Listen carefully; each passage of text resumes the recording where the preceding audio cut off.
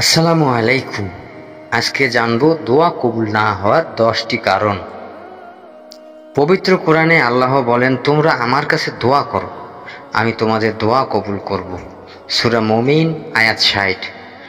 আরবি দোয়া শব্দের অর্থ ডাকা, আহ্বান করা, প্রার্থনা করা, কোনো কিছু চাওয়া ইত্যাদি।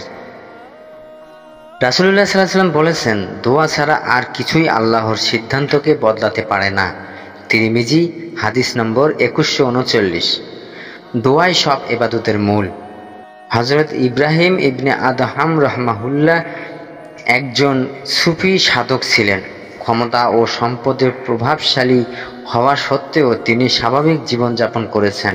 নিরহংকার জীবনে তিনি গুনাহমুক্ত জীবনের প্রতি বেশি আকৃষ্ট ছিলেন।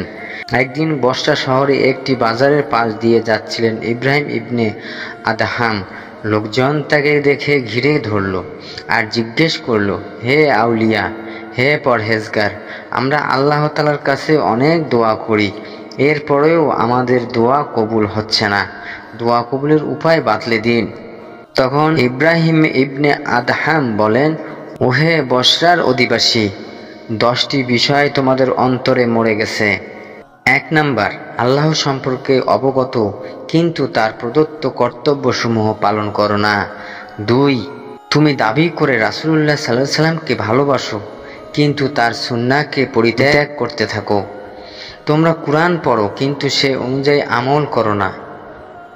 4, তোমরা নিজেদের শয়তানের শত্রু হিসেবে দাবি করো কিন্তু তোমরা তার পদাঙ্ক অনুসরণ করে থাকো। 5, তোমরা জান্নাতে যেতে আগ্রহী কিন্তু তার জন্য পরিশ্রম করো না। 6, তোমরা জাহান্নামের ভয়ে আতঙ্কিত কিন্তু পাপের মাধ্যমে প্রতিনিয়ত তার নিকটবর্তী হচ্ছ। 7, তোমরা স্বীকার করো যে মৃত্যু অনিবার্য কিন্তু তার জন্য নিজেকে প্রস্তুত করো না। 8, ঘুম থেকে জেগে ওঠার পর থেকে তোমরা সর্বদা অন্যের দোষ বের করতে যথেষ্ট কিন্তু নিজের দোষ ত্রুটি ব্যাপারে উদাসীন। 9, তোমরা আল্লাহর অনুগ্রহ উপভোগ করো কিন্তু তার জন্য শুকরিয়া আদায় করো না। 10, তোমরা মৃতদেহের দাফন সম্পূর্ণ করার পর তার থেকে শিক্ষা গ্রহণ করো না।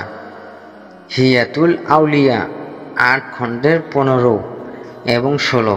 এসব কথা দ্বারা বোঝা যাচ্ছে এই 10 বিষয়ে নিজের অন্তরকে জাগৃতকারী দোয়া আল্লাহ দরবারে কবুল হয়। হাদিসে বলছে দোয়া কবুল হওয়ার অন্যতম শর্ত হচ্ছে হারাম খাদ্য, বস্ত্র, পানীয় পরিহার করা। হারাম উপার্জনকারী দোয়া কবুল হয় না। এছাড়া যারা কোনো কিছু না পেলেও নিরাশ হয়ে যায়, হতাশে ভোগে, যারা সৎ কাজের আদেশ দেয় না, অসৎ কাজ থেকে নিজেকে বিরত রাখে না, বরং অন্যায় কাজের প্রতিরোধ করে না, এসব ব্যক্তিদের দোয়া কবুল হয় না। এছাড়া দোয়ার পূর্ণ মনোযোগ না থাকলেও যে সে দোয়া কবুল হয় না। রাসূলুল্লাহ সাল্লাল্লাহু আলাইহি ওয়াসাল্লাম বলেছেন, তোমরা কবুল হওয়ার পূর্ণ আস্থা নিয়ে আল্লাহর কাছে দোয়া করো। জেনে রেখো, আল্লাহ অমনোযোগী অসার মনের দোয়া কবুল করেন না। তিরমিজি হাদিস নাম্বার 3479। আত্মীয়তার বন্ধন ছিন্নকারী দোয়া কবুল হয় না। জাযাকাল্লাহুল খায়র। এই সমস্ত ব্যাপার থেকে আমাদেরকে আল্লাহ মুক্ত রাখুক।